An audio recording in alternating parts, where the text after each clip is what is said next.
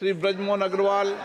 माननीय अध्यक्ष महोदय, मैं माननीय मंत्री जी से जानना चाहता हूं कि पिछले 3 सालों में, क्योंकि छत्तीसगढ़ जहां पर 32% पॉपुलेशन ट्राइबल है, 12% पॉपुलेशन कास्ट की है और 42% जंगल से घिरा हुआ है, पहाड़ हैं, नदी हैं, नाले हैं, वहां पर कितनी ट्रेनें पिछले 3 सालों में निरस्त की गई और साथ में वहां से जो रेवेन्यू मिलती है छत्तीसगढ़ के जोन से, वो रेवेन्यू देश में कौन से स्तर पर है और भविष्य में माननीय मंत्री जी छत्तीसगढ़ के दूर क्षेत्रों में जहां आवागमन की सुविधा नहीं है वहां पर रेलवे बिछाने के लिए क्या करने वाले हैं, उसके लिए क्या योजना है, इसकी जानकारी माननीय मंत्री जी दे दें।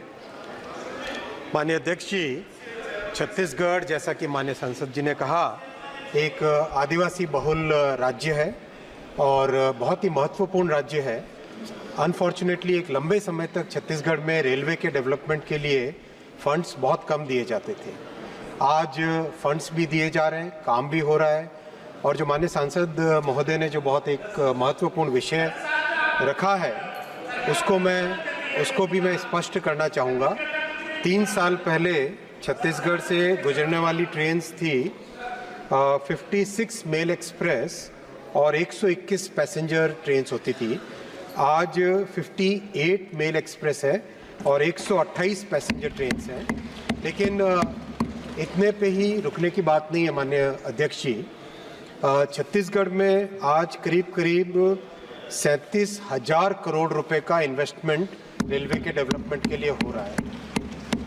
8 नए प्रोजेक्ट्स हैं, 8 नए लाइन के प्रोजेक्ट्स हैं, जिससे कि 1358 किलोमीटर नई रेलवे लाइन बन रही है, जिसमें 20,000 करोड़ रुपए का इन्वेस्टमेंट हो रहा है।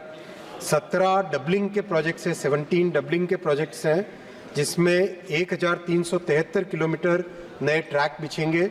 उस पर 16,604 करोड़ रुपए का इन्वेस्टमेंट हो रहा है। कई जगह 3rd लाइन, कई जगह 4th लाइन। माननीय अध्यक्ष जी, हम छत्तीसगढ़ की पोजीशन को देखें तो कोलकाता से मुंबई के जो ये सबसे बड़ा कॉरिडोर है, इस कॉरिडोर से जाने वाली सारी की सारी ट्रेन्स छत्तीसगढ़ होते हुए जाती है।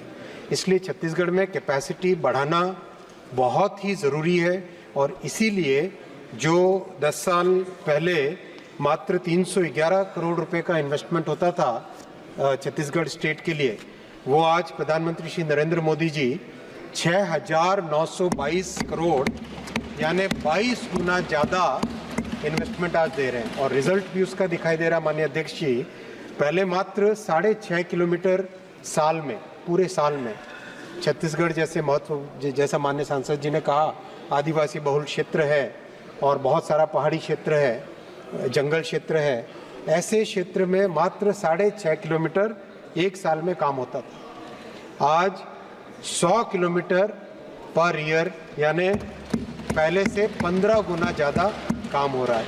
एक मैं माननीय सांसद महोदय को आपके माध्यम से ये भी रखना चाहूँगा विषय कि रेलवे में जब काम बहुत ज़्यादा होता है तो रेलवे के नए ट्रैक को एग्जिस्टिंग नेटवर्क से जब कनेक्ट करते हैं तब ज़रूर गाड़ियाँ कैंसिलेशन की तकलीफ़ आती है। मैं उस तकलीफ़ के प्रति संवेदनशील हूँ और इसीलिए एक नया मेथड भी काम का स्टार्ट हुआ है। अभी पिछले 7-8 महीनों में इसके ऊपर बहुत प्रैक्टिस करके, बहुत अभ्यास करके एक नया मेथड भी निकाला है, जिससे कि मैक्सिमम काम जिसको NI वर्किंग कहते हैं, नॉन इंटरलॉक वर्किंग कहते हैं, उससे पहले हो जाए ताकि मिनिमम डिसरप्शन हो कनेक्शन के दौरान।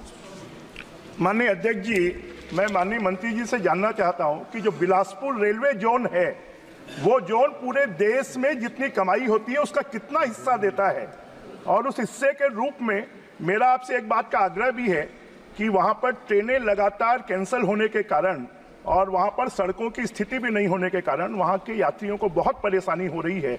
तो भविष्य में क्या आप ये निर्देश करेंगे कि बहुत अति आवश्यक होने पर ही ट्रेनें कैंसिल हों, अदरवाइज कैंसिल नहीं हो? मैं आपकी जानकारी में कि 200 से ज़्यादा ट्रेन पिछले 3 सालों में निरस्त की गई हैं और बार बार उसको चालू किया गया, उसके कारण यात्रियों को परेशानी हो रही है। वो आपके काम के कारण हो रही है, ये भी मुझे जानकारी है। आपके काम के कारण हो रही है, डबलिंग हो रहा है, इसके लिए हो रहा है, नई रेल लाइन बिछ रही है। तो क्या माननीय मंत्री जी, बिलासपुर का रेलवे जोन देश में कुल आय का कितना प्रतिशत हिस्सा देता है, और क्या उसकी तुलना में छत्तीसगढ़ में रेलवे में जो खर्च किया जाना चाहिए वो खर्च किया जा रहा है क्या? माननीय अध्यक्ष जी, माननीय सांसद महोदय ने बहुत ही महत्वपूर्ण मुद्दा उठाया है।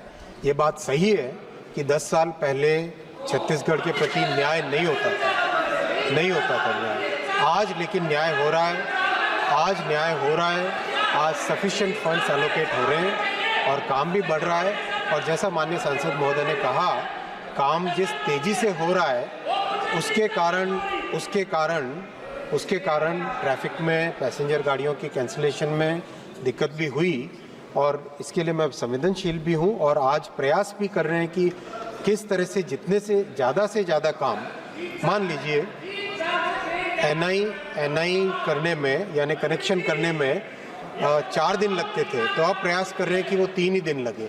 इस तरह का प्रयास बहुत चल रहा है। और अध्यक्ष जी, जितनी तेज़ी से अभी छत्तीसगढ़ में काम चल रहा है, कैपेसिटी इतनी अच्छी क्रिएट हो जाएगी कि कई सारी जो समस्याएं कैपेसिटी की कमी के कारण थी, वो कैपेसिटी की कमी के कारण आने वाली समस्याएं भी समाप्त हो जाएगी।